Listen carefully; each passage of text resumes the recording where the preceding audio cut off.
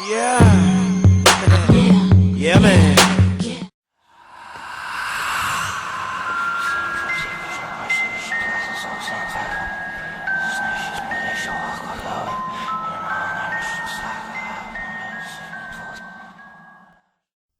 Hello monsters! Thanks for stopping by. Now tonight we have a very special story to share with you. Tonight's featured story is written and narrated by Dissing Creeps and featuring moi, yeah man. So monsters, what I would like you to do after the story or anytime during the story, be sure to go visit her channel. And if you like her creepy and chilling content, be sure to subscribe to her. I'm sure she would really appreciate it. Now, tonight's featured story follows a young female. A female out for blood. Well, I wonder whose blood that may be. Well, I guess we'll have to find out. So monsters, without further ado, let the featured story begin.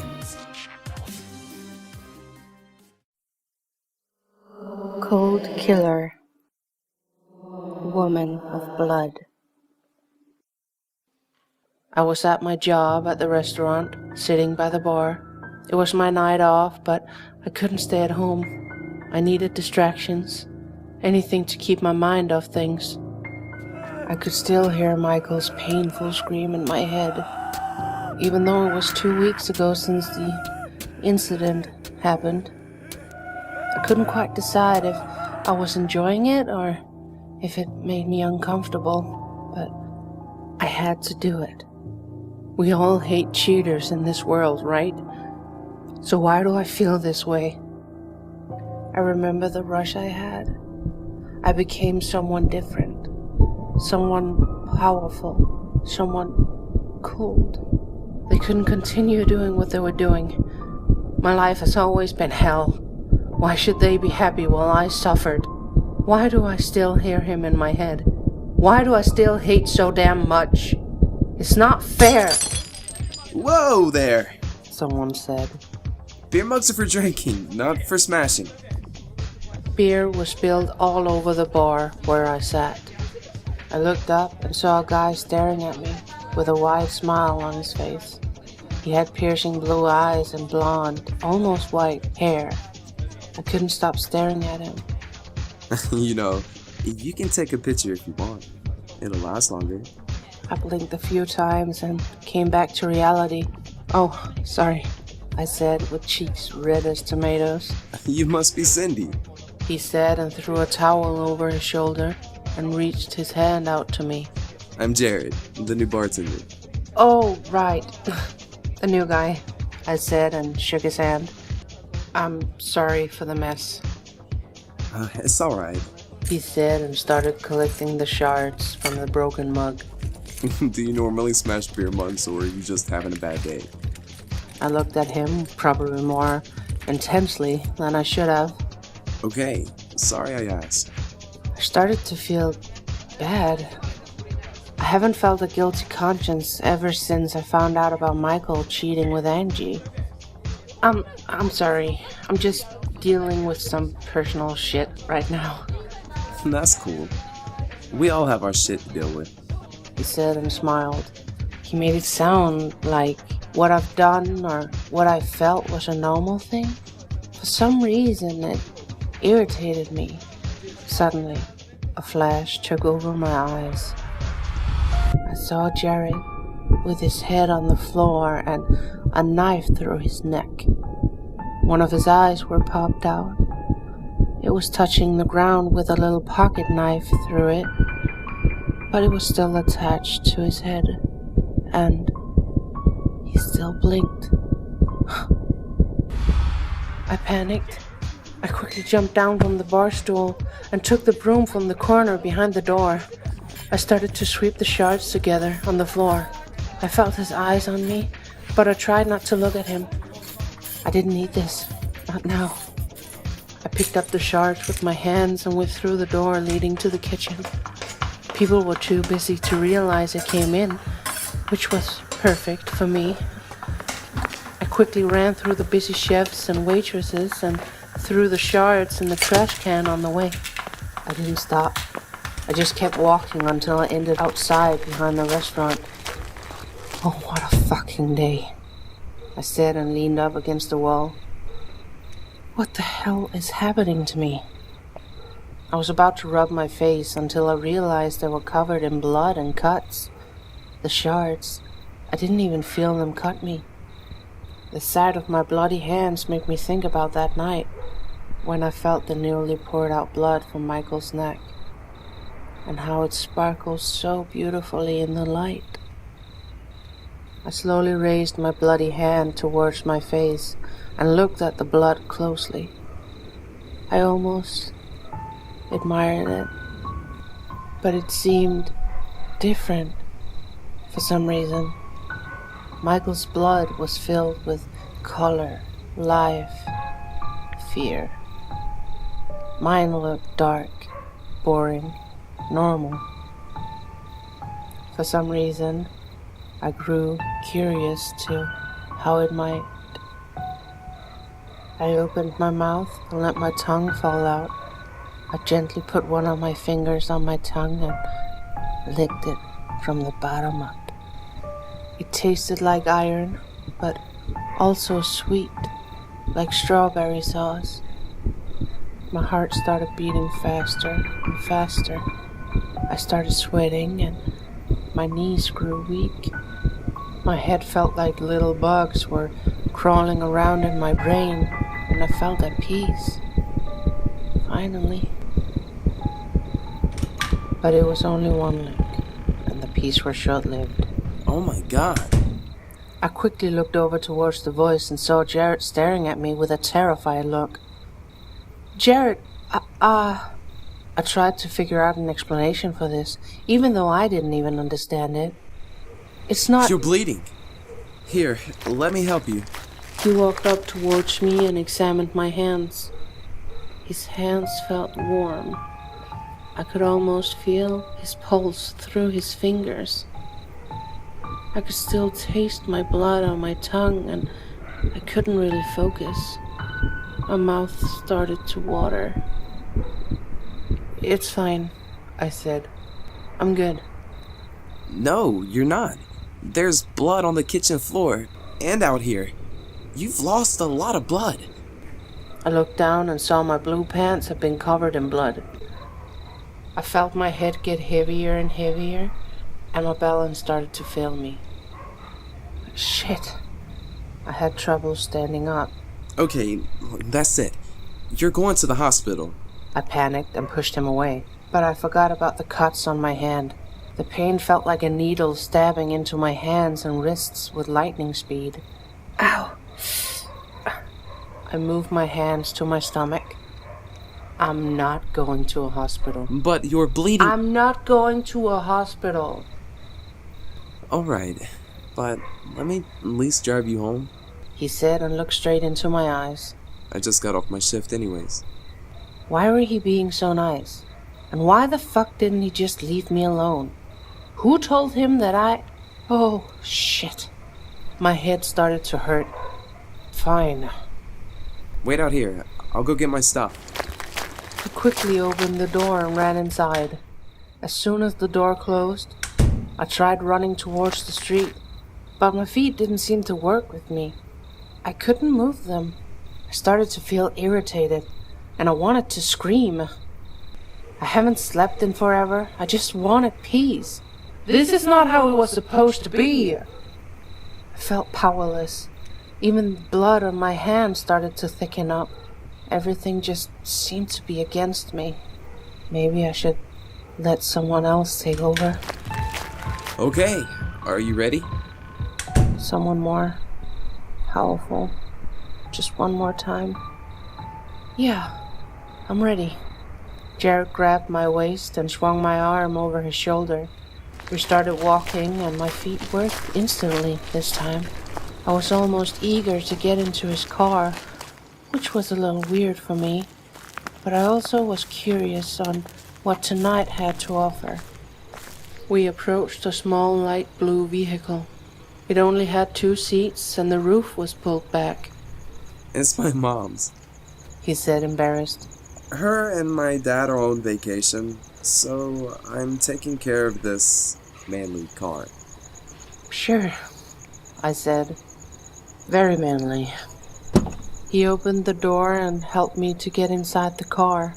I felt claustrophobic immediately, but I was determined to do this. I needed the peace. As we pulled out the parking lot, I could feel him staring at me a couple of times. I just kept my focus on the road, but his blue eyes were easy to see at the corner of my eyes. You okay? I'm fine. Just keep going forward. He was a fit guy and I was weak. How could I do this without ending up losing more of my own blood? I looked at him and was discreetly studying him. We pulled up to the parking lot next to my apartment building. I had to get him in somehow. I raised my hand, resting the back of it on my forehead. "Oh, I feel so dizzy," I said and tried to sound as pathetic as possible. Oh, I can help you up if you like. Bingo. "Really? You'd do that? I really appreciate it." He smiled and unbuckled his seatbelt. Either he was really naive or I was really good at this. Either way, this was going smoothly. As soon as he helped me out the car, he swung my arm over his shoulder and grabbed the side of my waist once again. I couldn't wait for us to reach my place. I needed to know if this guy could give me peace, if this was the way I had to fix my problems from now on. The hallways were empty and not a sound were to be heard. This could be a problem. Knowing my neighbors, any suspicious sounds or people will make them call the police immediately. I guess I had to do this quietly. We finally approached my door, and I started to find my keys in my purse. My hands felt sticky and dirty from the blood, which now had been dried up and gone crunchy. I unlocked the door and we headed in. Wow. He said and looked around. Nice place. I knew he was lying because my place hadn't had a clean hand in a while. "Thanks," I said and hanged my jacket in the closet. I tried figuring out how I could get this guy tied up without any fight. How to sedate him. I then realized I still had some roofies in my bag from my visit at Michael's 2 weeks ago. Perfect. "Just take a seat. I just need to get the first aid kit," I said and went into my bedroom. I didn't even look at him on the way. I didn't even care. He was going to be mine, whether he liked it or not. I went into my black gym bag and found a little mint container where I stashed the roofies in. They were even just the smallest mints. A couple of these were enough to knock a person out for an hour or two, so it was perfect. I pushed them down my pocket and got the first aid kit from the bottom of my wardrobe. "Let's do this," I said and took a deep breath. Even though I felt a little dizzy, I was smiling. I was finally happy again. Jarrod looked at me and the first aid kit with a concerned look. His empathy really struck a nerve with me. My hand started shaking, and I quickly put the kit down on the table in front of him. "I'll just go wash my hands," I said and gave him a fake smile. I was nervous. As I went to the kitchen, I couldn't help but to feel like a teenager getting ready for prom, and Jarrod was my prom date, waiting on the couch to see the beauty he'd never forget. My hands felt cold under the water that now rinsed the blood away from the wounds. For some reason, this made me sad, almost disappointed. The cuts were deep and open. I could see the muscle tissue split every time I opened my hands. "Do you know what to do?" I heard a voice say in my head. "Yeah," I said, "I do." "Just remember, you don't have Angie's brother to help you this time," it said. "You need to do all the work yourself." "I will. I know what I'm doing." I took 2 glasses from a cupboard. One was blue and one was red. Then took 2 sodas out of the fridge. I poured the sodas up and took out the little mint case. My heart was beating hard in my chest. I took a few out of my hand and held it over the blue glass. One pill fell in, another one. You sure want him knocked out, huh? The voice said. Yep. I saw the pills fizzle in the soda and quickly got smaller and smaller. And poof, they were gone. Cindy, I quickly pushed the mint case in my pocket. are you all right in there? I'm fine, I yelled. I was just fixing some drinks. He opened the door and peeked into the kitchen with big puppy eyes. This is probably where people with a heart would feel bad and change their minds, but my heart had been broken and stabbed too many times for me to do that. I only felt the urge to feel that power I felt 2 weeks ago. Just one more time. I reached the blue glass out to him and smiled. Here you go, I said. He took the glass and smiled back. Thanks, He said. He raised the glass up to his lips and touched them gently. I couldn't stop staring at them. He took a sip and I stood and was anxiously looking at him. He made a face like he didn't really expect the taste.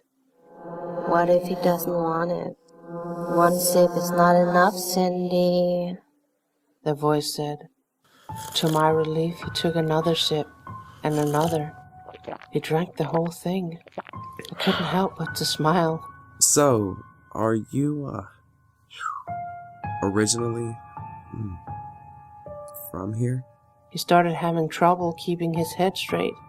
His eyes quickly started to blink slower and slower. His balance was failing him. It was only a matter of time. Oh, I don't feel so good. I could feel the adrenaline kick in, and I could finally focus. I started finding stuff like trash bags, newspapers, anything that could spare me some cleanup time. It was time to be me. Why is he taking so long to wake up? I mumbled and was pacing back and forth. 2 hours had passed and I'd already covered most of the floor with plastic and newspapers. I had taken his shirt off and laid him down on his stomach with his feet and hands tied together. I wanted to see every detail of what I was about to do with him. I had covered his mouth with his shirt wrapped around his head. Wake up already, I said, frustrated, and looked out the window. The sun was about to come up, which meant people would start to wake up. Fuck. If this goes wrong... What about those wake-up thingies Angie's brother gave you? The voice said in my head. The ammonia inhalants. I quickly ran into my bedroom. I digged in my bag and found a small gray cardboard box. It still had a few drops of blood on it. There it is, I said and opened it. Time to wake up, Jarrod. I took the box with me and put them next to my display of knives. I took an inhaler out and cracked it. I sat on top of Jarrod's back and slowly let it slide under his nose. He woke up instantly, almost jumped off the floor. I laid the inhaler beside my knives and quickly took one of them up. I pulled his hair back, making him look up, so his neck was exposed, and placed the knife in front of his Adam's apple. Scream and I'll cut that Adam's apple out of your neck. Got it? He slowly nodded.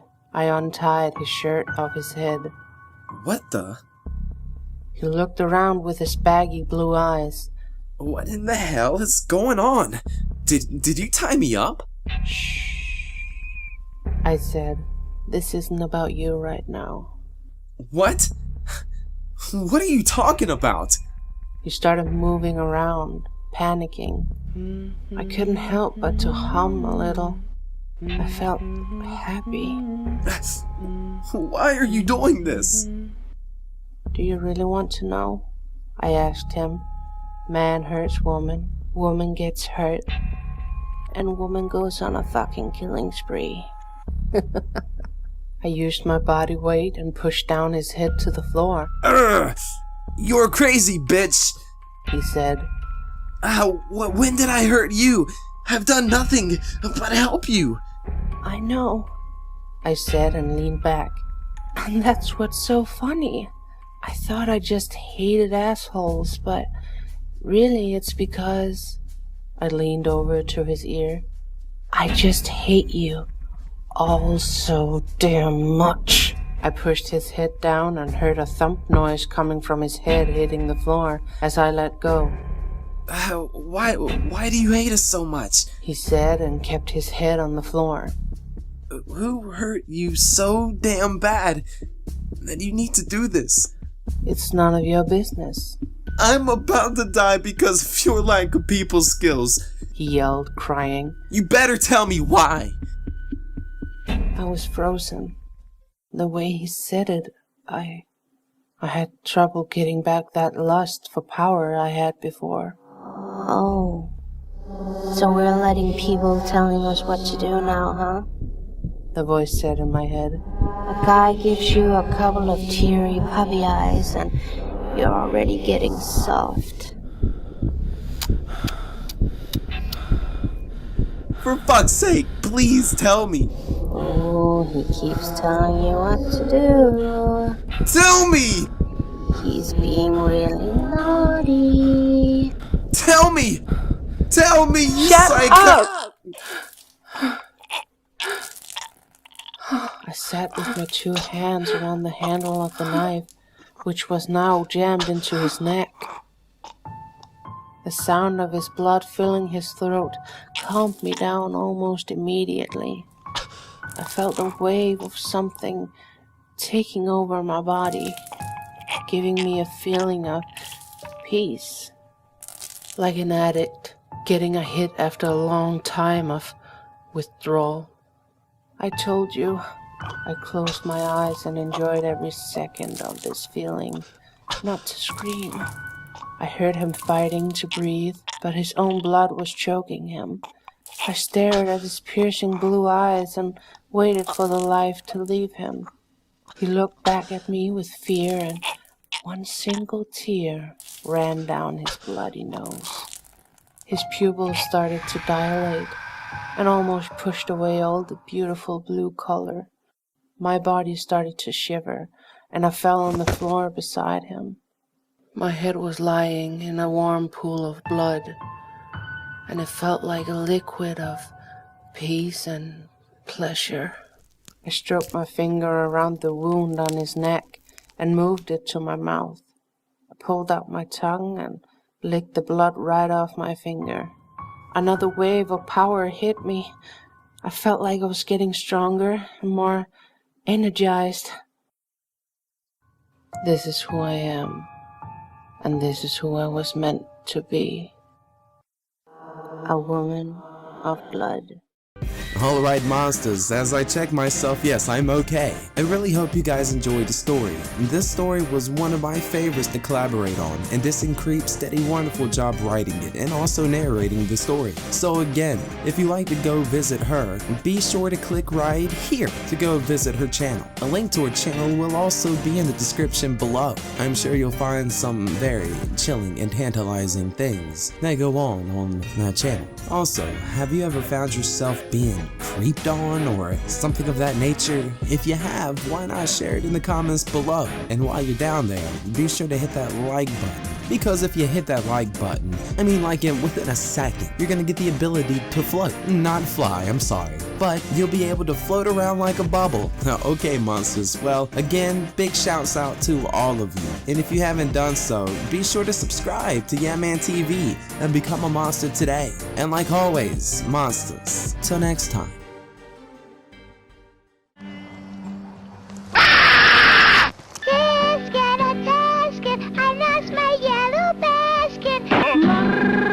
Mama, you quiero, Mama, you quiero chippa, and the chipita, and the chipita, and the chipita, mama.